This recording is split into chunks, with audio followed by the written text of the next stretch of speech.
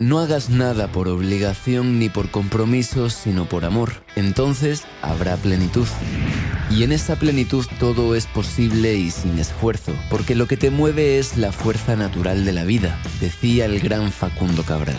Y sí, yo esto lo hago por amor.